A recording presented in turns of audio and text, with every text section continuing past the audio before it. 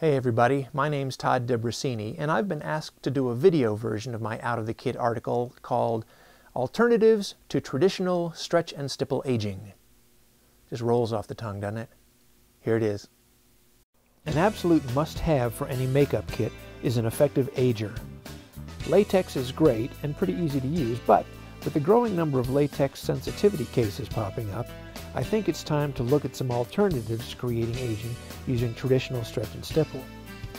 We'll look at latex first for comparison, but if you need to age someone who has a latex allergy, an ager formula with no latex is imperative. Ironically, to be able to pull off a spontaneous age makeup on the day, there's advanced preparation needed just so you can have it in your kit. Each of the formulas we'll look at in this video creates a different aging effect, or rather they create an aging effect differently. Remember, there's more than one way to do everything we do. As for using latex stipple, I'm not saying don't use it. It works great and should definitely be in your kit.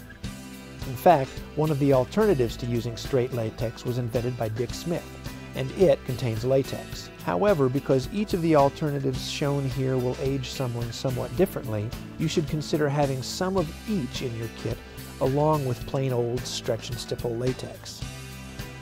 How does it work?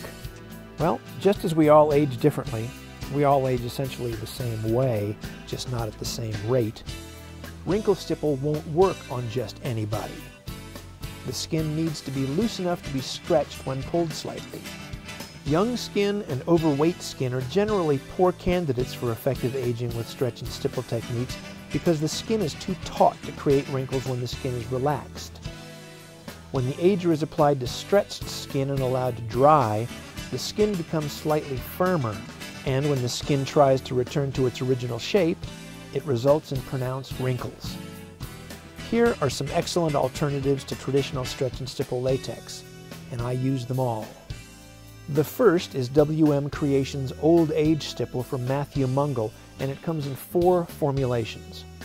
A, for slight wrinkling when applied to unstretched skin. B, for a heavier wrinkling effect.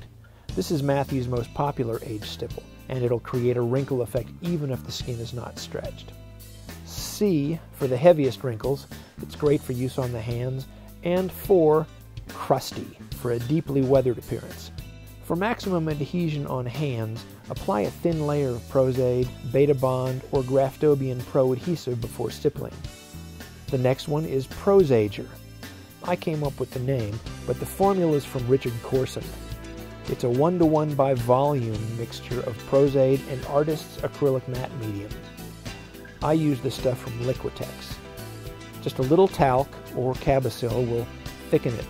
It'll dry relatively transparent unless you've added too much talc or Cabasil, so it can be used over a set foundation for a more natural aging technique.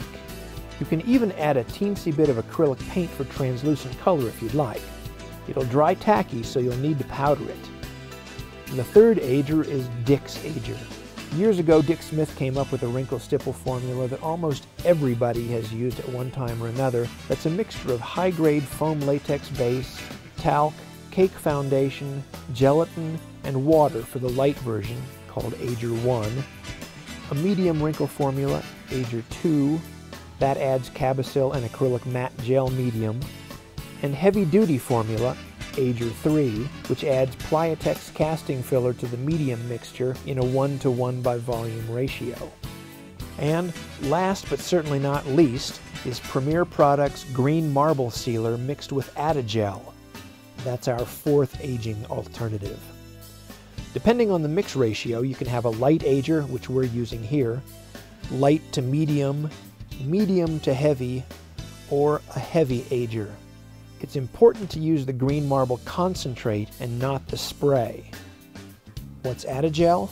It's an inert powdered gelling grade of adipolgite. It's like Fuller's Earth, and it's used as a thickening agent in cosmetics.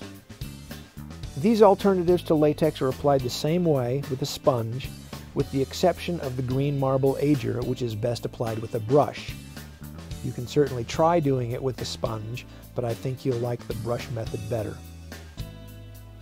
Recipe and usage instructions can be found in my book, Special Makeup Effects for Stage and Screen, in Corson's stage makeup, at Premier Products website, and at Matthew Mungle's WM Creations website. Have fun!